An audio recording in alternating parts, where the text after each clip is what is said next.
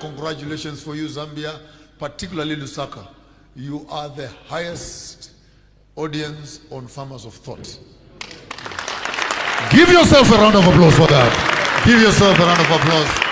So I genuinely respect you. Of course, South Africa is the biggest, but as a country. But you, in terms of a city, Lusaka has the highest population on the page. And I would have been unfair to start these conversations anywhere else. It's Lusaka, then it's Pretoria, then it's Cape Town, then Durban. Zimbabwe does not even appear. It's working. It's just too negative there sometimes. They are my people, I know them. They are my people. They are politically confused. They can't discuss anything except ZANU-PF and CCC. That's all. And I'm not mixing my words, and I know it's on record. Zimbabweans, you need to pick up your conversation. There are more things happening in the world than ZANU-PF and CCC. We can talk about many other things. How many angels can dance at the sharpest point of a needle? And many other theologies. But having said that, I really appreciate you as Zambia, and sit up straight as we do our final conclusion on the rewiring and rewriting of the African in the 21st century. I will say them as statements. I think you've swallowed quite a bit, and I will take it for granted that I could be too laborious in explaining. I'll be very brief, literally on point form. I'll be flying past.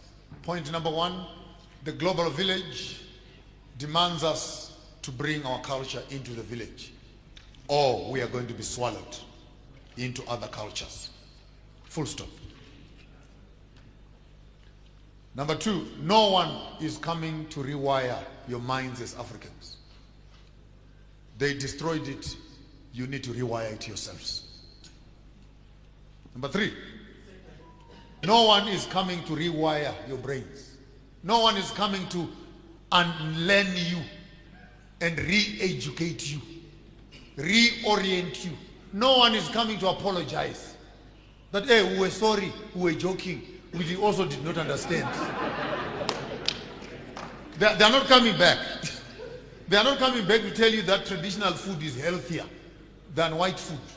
That your empa and the traditional organic seeds, they are not coming back because they're making money out of that. So get it between your heads. Help is not coming. You will need to dust yourselves and refine yourselves. Number three, identify people in your community who are centers of ancestral knowledge.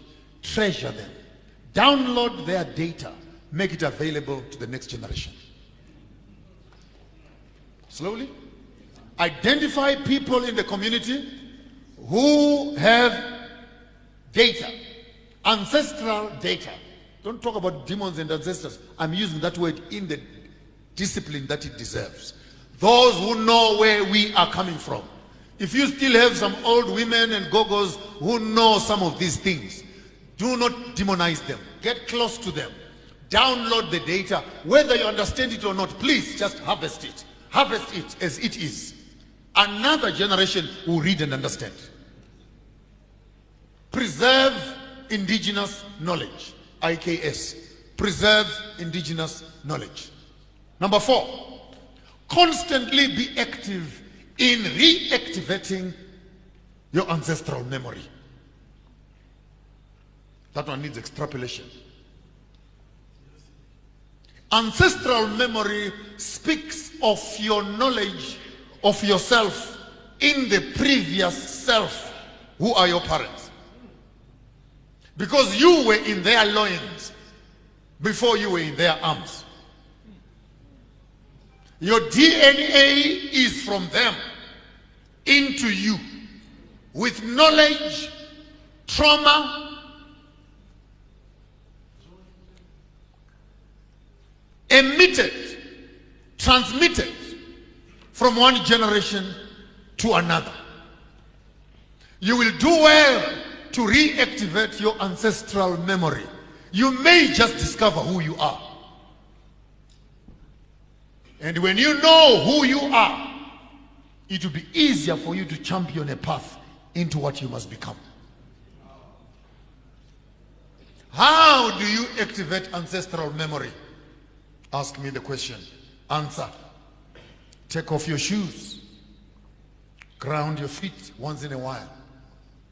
Reduce too many clothes. Allow your skin to breathe. Drink organic waters from wells. Eat indigenous foods. Walk the grounds that they walked. Pick to yourself pieces of cloth, memorabilia that belongs to them. Make it part of your living environment. Connect with something. Go back and clean up your grandfather's graves. You are not cleaning for them. You are cleaning for yourself and your children that will come after you. When your children ask you, where do we come from?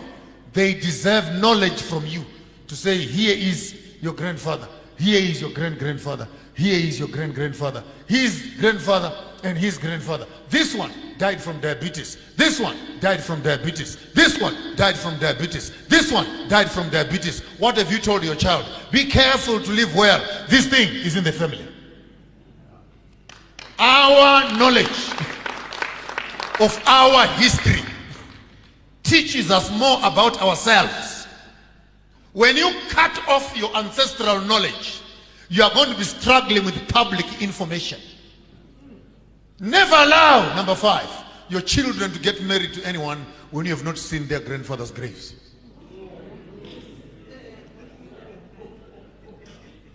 Before you marry my child, I need a graveyard tour. I want to know how many murderers are lying there. I want to know how many thieves are lying there. I want to know the age limits of people that are lying there.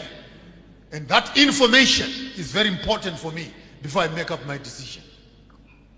And many of us who get married in discos, it's on, light is on, its light is off. Hey, did you see that one? Did you see that one? Which one? Wait, when the light comes, that one.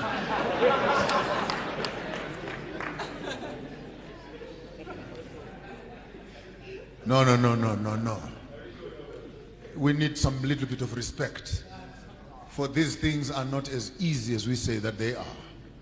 We need to understand where the roots are. Then we can understand what kind of fruits are coming out of this. So activate ancestral memory. Activate ancestral memory. Number 6, improve on your diet. Improve on your diet. Improve on your diet. Reduce eating. Someone lied to you that you must eat 3 times a day. That person was a demon and a devil. In our ancient days, I don't remember eating 3 times a day. We used to eat 1 meal a day.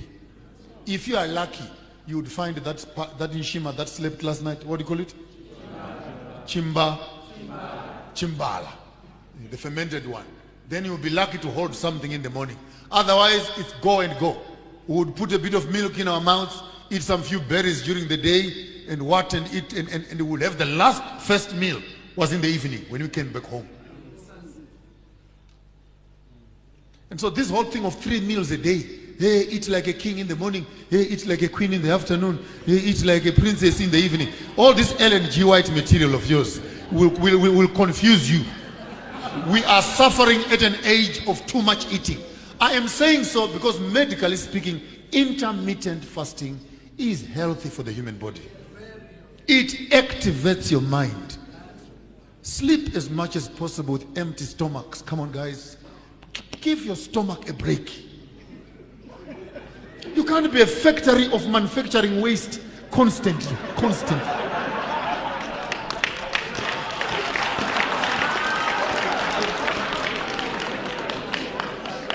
I'm serious. This is not right. This is not right. I eat once a day, sometimes once in 2 days. Do I look any thinner? Do I not look healthy? I want when I sleep in the night and I give my mind an assignment. Hey, I'm struggling with this issue. My mind must get to work. And I get visions and dreams. I get into places. I have sat in councils during the night, and I've traveled far and wide. I've even seen some places I can't mention for religious reasons. I have seen all of you.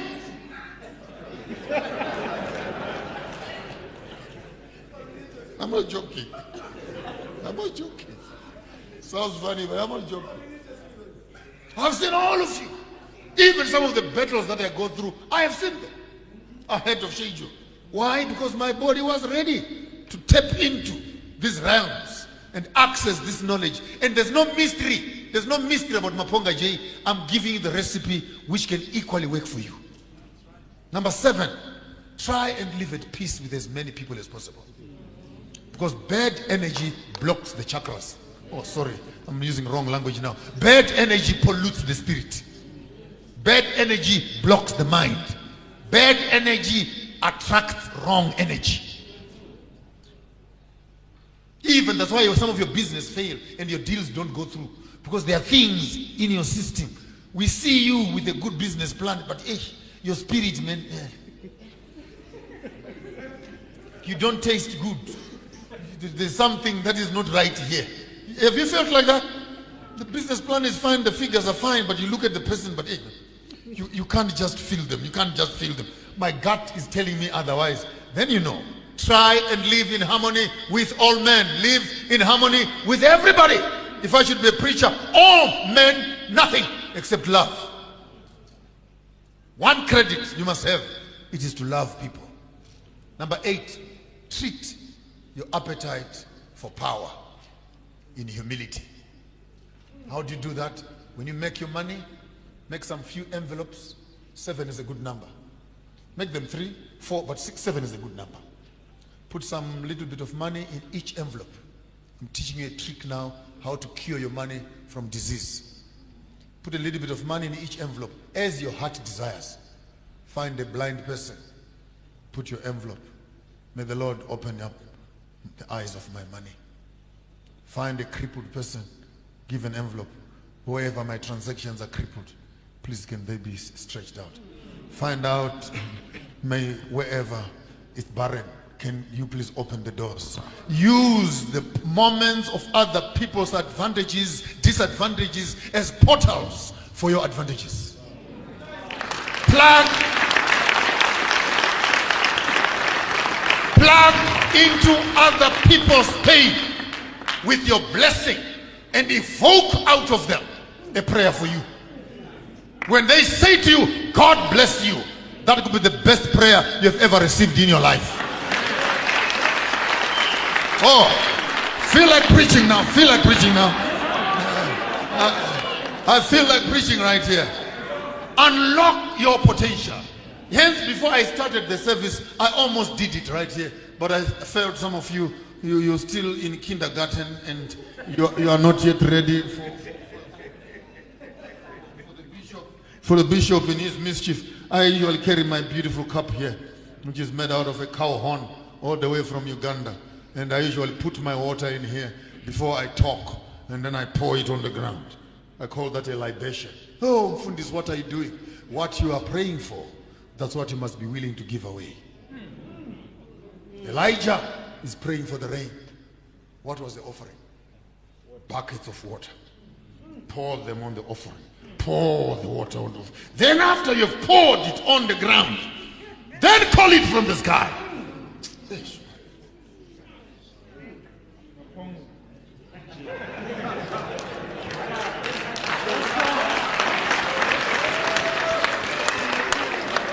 I mean, did you hear me? Did you hear me?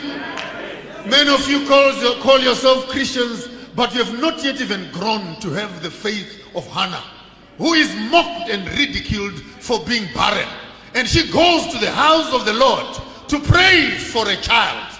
And when she receives the child, little did God and the priest know she did not need the child. The child was for God. That which she needed the most was not for her.